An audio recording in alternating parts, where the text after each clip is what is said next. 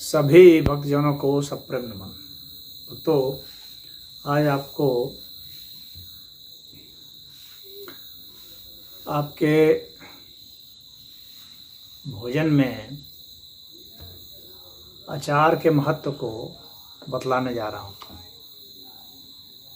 अचार का नाम सुनते ही सबके मुंह में पानी आ जाता है और इसके गुणों को भी अगर हम देखें तो यह गुणों का भंडार है। और हमारे यहाँ बहुत ज़्यादा प्रचलन है। भारत में अचार का बहुत प्रचलन है। अचार वैसे सभी को प्रिय है। यह अलग बात है कि कुछ लोग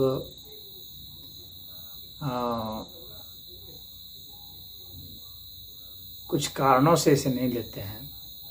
डॉक्टर ने मना कर दिया या किसी और ने मना कर दिया या कोई ऐसा रोग हो गया जिसमें कि यह परहेज कर दिया गया है तो उसमें नहीं लेते हैं। लेकिन इच्छा तो होती है लेने की, खाने की, चाटने की इच्छा होती है। काफ़ी कम मात्रा में इसका प्रयोग किया जाता है, लेकिन यह प्रयोग किया जाता है और यह काफ़ी लाभकारी भी है। अब हम समझेंगे कि आप अधिकतर देखेंगे कि हमारे यहाँ तो गृहिणियाँ दक्ष होती हैं अचार को बनाने में। इसमें कई प्रकार के अचार देखे जाते हैं। आजकल तो बाज़ारों में भी कंपनियों के द्वारा भी मिल रहे हैं अचार। आम के अचार हैं, नींबू के अचार हैं, इमली के अचार हैं, करेले के अचार हैं, सूरन के अचार मिलते हैं, आंवला के अचार हैं, अमड़ा के अचार हैं।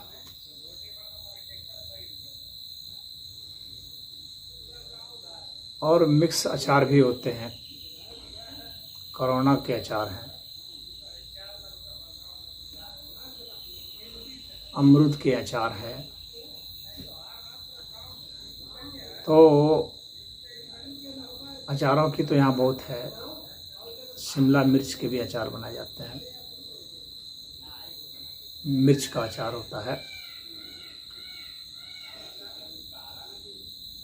करौंदे का अचार होता है। कहना ना होगा कि भिन्न भिन्न प्रकार के अचार होते हैं और वो जिस प्रकार के होते हैं उसके कारण उनमें गुणवत्ता आती है। लेकिन एक चीज़ तो कॉमन ही है कि अचार सभी जो है कुछ न कुछ अवश्य ही अम्लीय होते हैं, यानी खट्टे होते हैं और उसमें तेल का प्रयोग होता है और नमक का प्रयोग होता है और बहुत सारे औषधियों का भी प्रयोग होता है, जिसको कि अमूमन लोग मसाले कहते हैं। जैसे हल्दी का प्रयोग होता है, अजवाइन का, हींग का, जीरा का, शीतल चीनी का और तेजपात है, अदरक है। अदरक के भी अचार बनते हैं अलग से, लहसुन के भी अचार बनते हैं अलग से, प्याज के भी अचार बनते हैं अलग से। और अचार में तो जैसे कोई अगर खट्टा नहीं हुआ अपने स्वभाव से, जैसे करेला वगैरह का है, चाहे सूरन का है, तो उसमें लोग नींबू डाल देते हैं या आंवला डाल देते हैं या अमड़ा या आम ये सब डाल देते हैं, अमचूर डाल देते हैं। इमली डाल देते हैं, किसी प्रकार से उसको खट्टा बना दिया जाता है। अब उनको जो है इसमें मेथी डाल देते हैं और छोटी इलायची, बड़ी इलायची का भी प्रयोग होता है इसमें, सौंफ का प्रयोग होता है बहुत। तो इन मसालों का जब प्रयोग होता है तो इसकी गुणवत्ता बहुत ही बढ़ जाती है।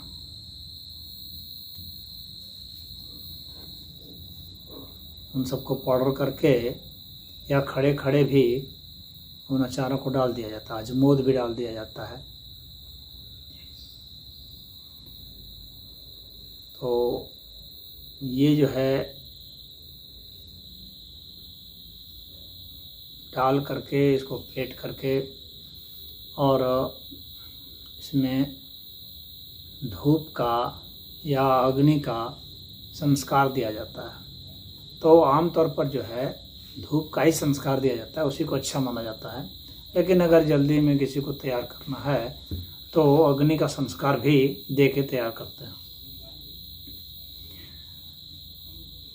और तेल से इसको डुबा दिया जाता है। कुछ लोग शिकायत करते कि अचार खराब हो गया, हाथ लग गया, तो उसका कारण ये होता है अचार खराब होने का कि वह तेल से ढका नहीं रहता। अचार यदि आपको रखना है तो तेल पर्याप्त मात्रा में होना चाहिए, पूरा अचार जो है तेल में डूबा होना चाहिए, और वही ज़्यादा गुणकारी भी होता है, यह ध्यान रखें। तेल में भी सरसों तेल का ही ज़्यादा प्रयोग किया जाता है, वैसे अन्य तेलों का भी प्रयोग किया जाता है,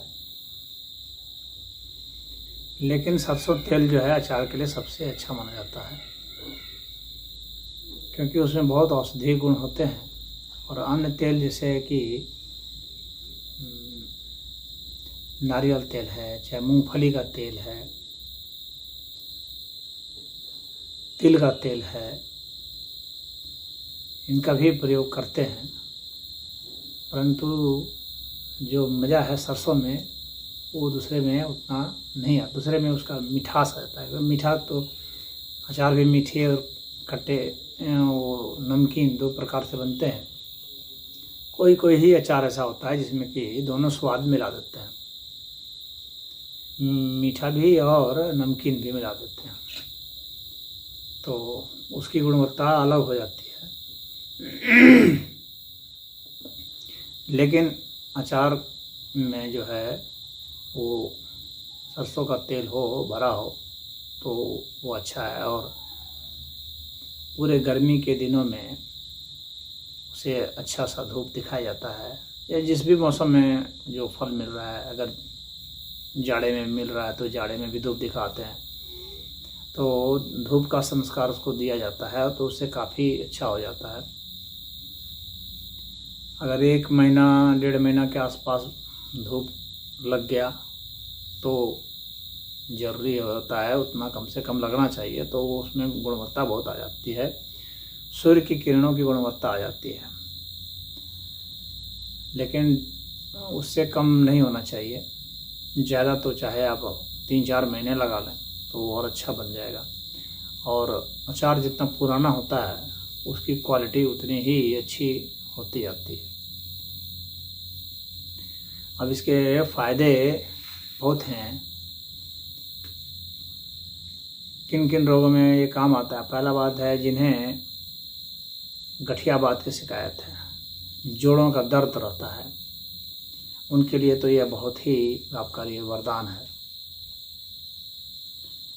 घुटना में दर्द, कमर में दर्द, कहीं भी दर्द होता है तो उसमें अचार बहुत ही काम आता है। जिनको भूख नहीं लगती है, भोजन में स्वाद नहीं लगता है, भोजन जिनका पचता नहीं है, उनके लिए ये बहुत अच्छा है। जिनको गैस के गोले बनते हैं, वायु गोला बनता है, गैस की बहुत शिकायत रहती है, पेट फूला फूला रहता है और बहुत गंदी डकार आती है और जी मितलाता है, उल्टी आती है, उन लोगों को यह बहुत ही लाभ पहुंचाता है। जो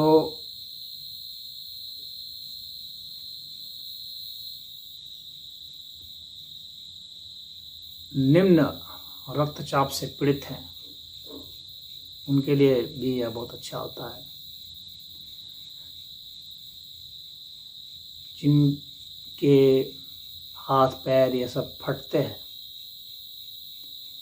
उनके लिए भी बहुत लाभकारी होता है। जिन्हें शुगर की समस्या होती है उनके लिए भी यह वरदान है।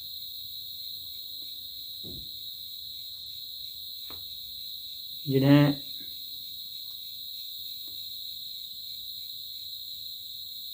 स्पॉन्डिलाइसिस की शिकायत होती है, हाथ के कांपने की शिकायत होती है, मति भ्रम होता रहता है, नींद नहीं आती है और काफ़ी ज़्यादा परेशान रहते हैं, बहुत विचार चलते रहते हैं, वैसों के लिए यह बहुत ही अच्छा है। साथ ही जिनमें कुबड़ापन कुब्जापन जैसा आ गया है उनके लिए भी बहुत अच्छा है।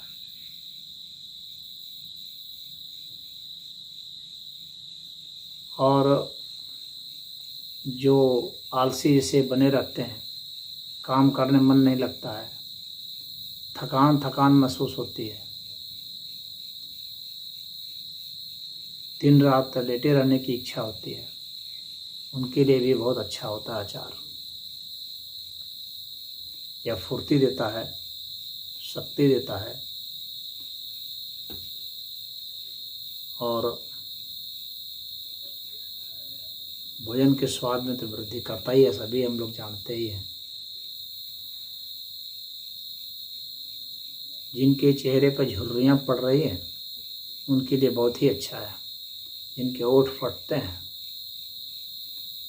बहुत ज़्यादा गाल फट जाते हैं, स्किन प्रॉब्लम है फटने का, तो उसमें भी यह बहुत लाभकारी है।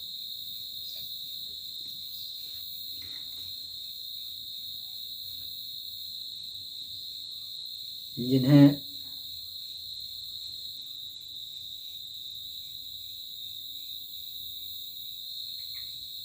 धनुर्वात हो गया है, जिसमें जो हमारा शरीर है वह धनुष की तरह तन जाता है, रह रहे हाथों में पैरों में खिंचाव जिनको महसूस होता है उनके लिए यह बहुत ही लाभकारी होता है। इनके हाथ पैर कांपते हैं, थरथराते हैं, उठते नहीं हैं, कलम जो नहीं चला सकते, हाथ से कलम जिनका छूट जाया करता है, साइन नहीं कर पाते, इतना हाथ कांपता है, उनके लिए तो अचार वरदान है।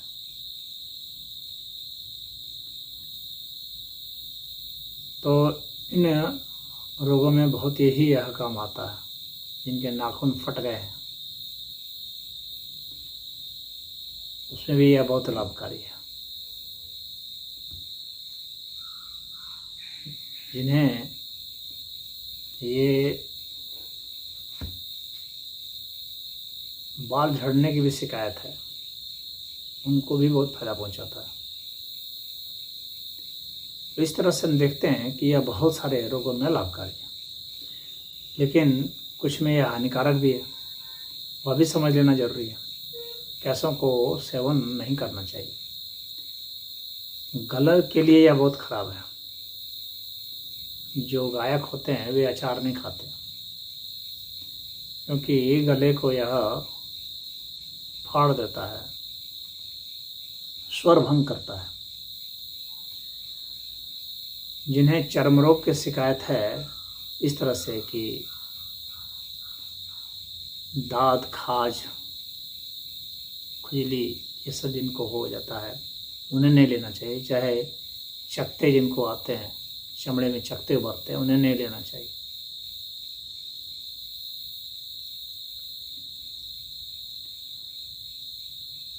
अच्छा, जो गर्भवती माताएं हैं वे भी इसे ले सकती हैं, उनके लिए भी यह लाभकारी होता है, लेकिन मात्रा थोड़ी सीमित रखनी चाहिए। तो बहुत ज़्यादा भी नहीं खाना चाहिए। अक्सर जो है जो गर्भवती महिलाएं होती हैं वे बहुत ज़्यादा खाती हैं, उन्हें रुचता है तो ठीक है, लेकिन अति तो स्रोत व्रजेत, तो अति जो है कहीं भी नहीं होनी चाहिए। खाएं लेकिन थोड़ा सा ध्यान में रखते हुए, अन्यथा ल्यूकोरिया होने की संभावना होती है। ज़्यादा खा लेने पर ल्यूकोरिया की संभावना हो जाती है। तो जिनको ल्यूकोरिया है उन्हें अचार नहीं खाना चाहिए। और जिन्हें एसिडिटी की शिकायत है उन्हें भी अचार नहीं लेना चाहिए। तो उनको बचना चाहिए इन सब चीज़ों से। या जिन्हें दमा, खांसी इससे संबंधित शिकायत है तो उन्हें नहीं लेना चाहिए। चाहे पेरोसिस है या ब्रोंकाइटिस है, तो इससे बचना चाहिए क्योंकि वह उन्हें बढ़ा देगा। तो इसका ध्यान रखना चाहिए। और जिन्हें पीलिया हो गया है उन्हें भी बचना चाहिए। पीलिया कामला जैसे रोग हैं, जॉन्डिस की शिकायत है तो उन्हें भी नहीं लेना चाहिए। तो ऐसे को सदैव अपना स्वास्थ्य को ध्यान में रखते हुए इससे परहेज करना चाहिए। तो मुझे उम्मीद है कि आप लोगों को यह प्रसंग अच्छा लगा होगा।